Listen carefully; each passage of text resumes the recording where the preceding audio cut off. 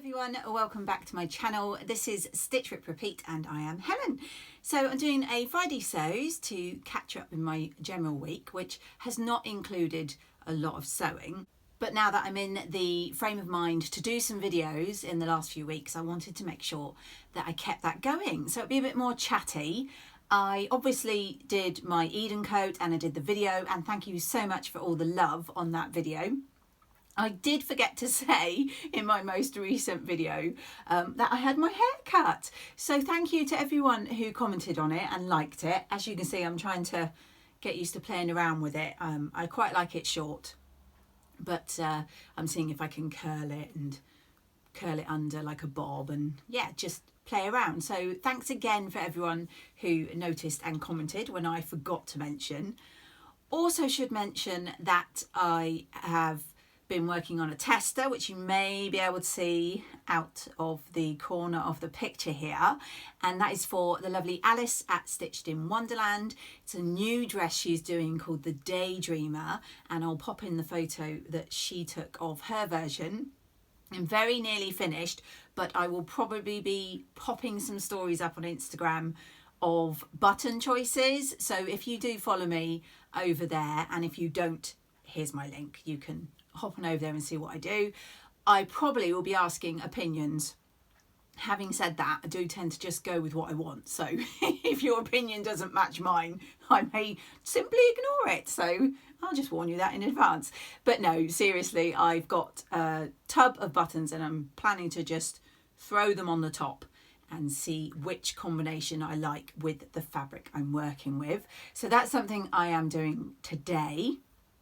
Today is also Black Friday, and I've done a little quick video on my Instagram stories just reminding people that I am an ambassador for the Little Red Dress project going on this year, and that I am choosing my pattern and fabric.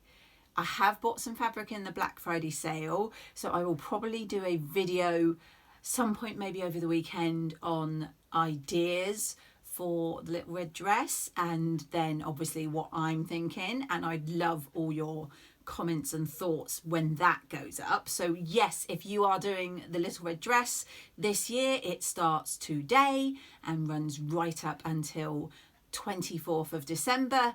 I will pop the videos. I think Renata from the Twilight Stitcher did a video, and I think a couple of others. Kira from the Island Socialist, I'm pretty sure she did a video. I didn't get around to doing one, so they basically lay out what the premise is for the challenge and the rules, etc. So I'll pop those in the description and you can go and check them out. So I've got that on the go. As I say, I bought some fabric. I've already got a pattern in mind, which I will share with you again in another video.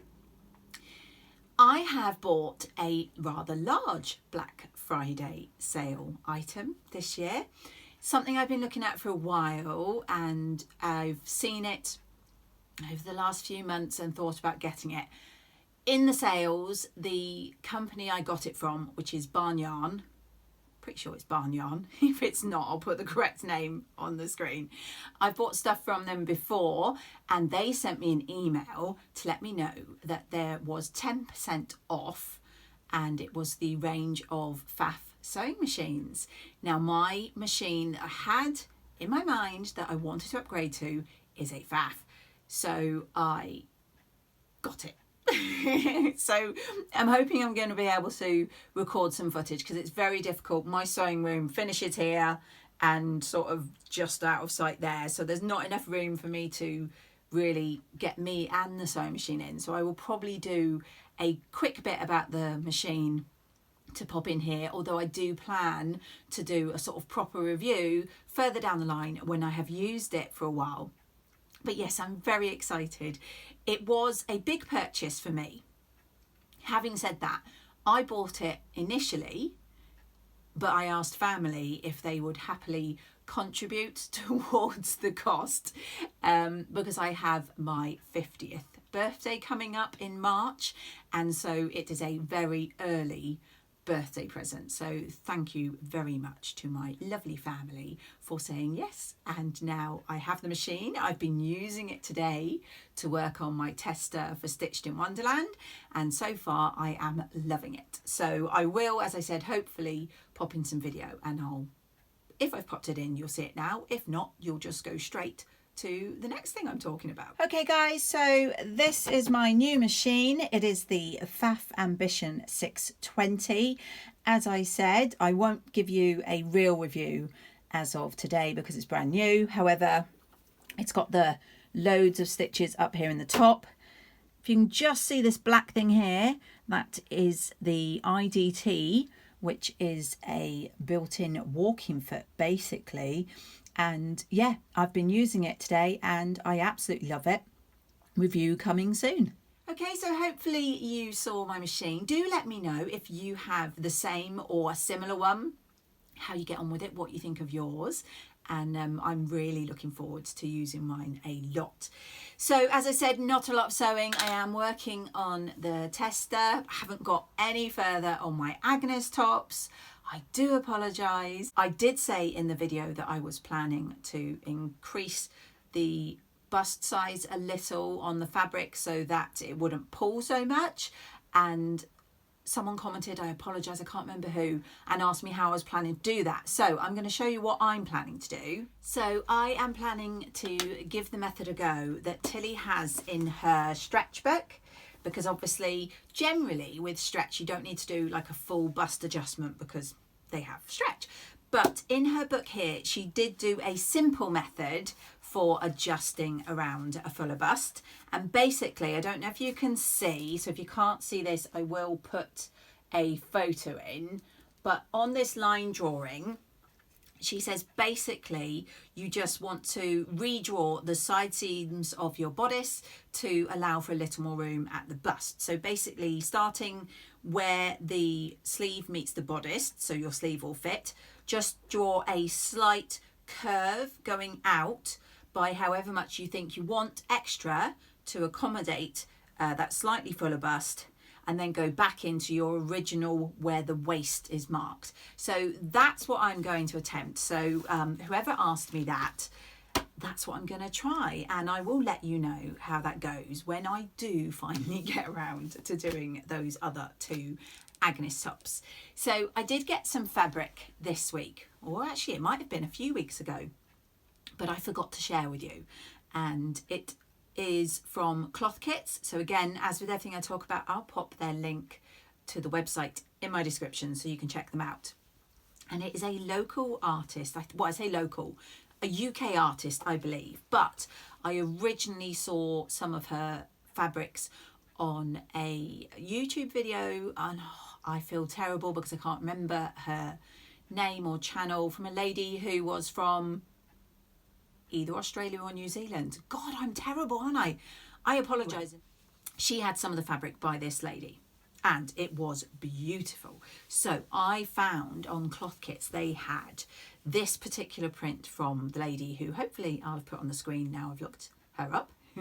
And it is this absolutely gorgeous. It's a woven, and this is Merida Hansen fabrics, but I hope you can see the detail in this. If not, I will put a better picture in. But I mean, how gorgeous is her illustration there?